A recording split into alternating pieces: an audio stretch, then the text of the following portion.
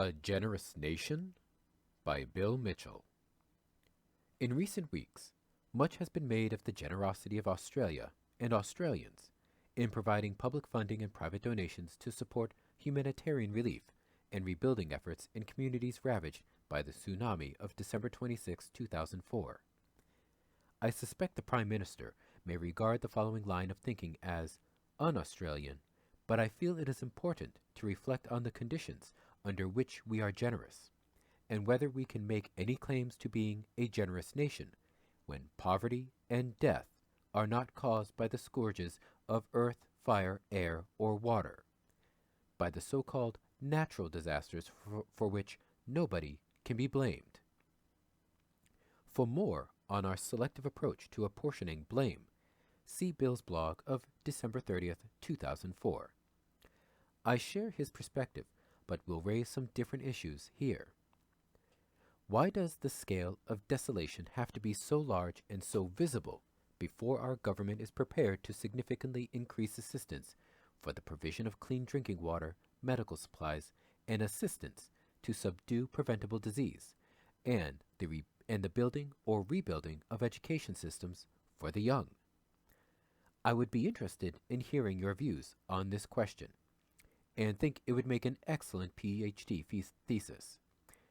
I also note that many of our indigenous communities are crying out for the same kind of our help. A quick look at the data shows how mean we are in the provision of foreign aid in both desolate and somewhat less desolate times. A Parliamentary Library research note of May 2004 provides some excellent data and breakdowns. The paper by Dr. Ravi Tomar is available here. Tomar shows that Australia's Official Development Assistance, ODA, to Gross National Income, GNI, ratio has fallen from 0.29% in 1999 to 2000 to a budget estimate of 0.26% in 2004 to 5. The actual ONA GNI ratio for 2004 to 5 may increase depending on the extent of tsunami-related expenditure undertaken by July 2005. The salient point is that we remain miles away from the United Nations' 0.7% of GNI target. Even with the $1 billion aid package to Indonesia, half of which comprises loans factored in. We are hardly a generous nation, and countries like Denmark, the Netherlands, Sweden, Norway, and Luxembourg put us to shame. The United States is even meaner than Australia, suggesting that the coalition of the unwilling is a more accurate name for this pact we have.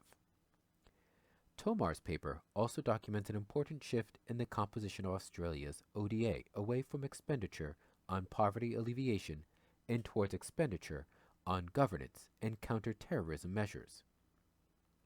While good governance is critical, if we are to ensure that assistance reaches those in need, expenditure on governance should be regarded as a long-term investment and should not come at the expense of urgent health and education measures.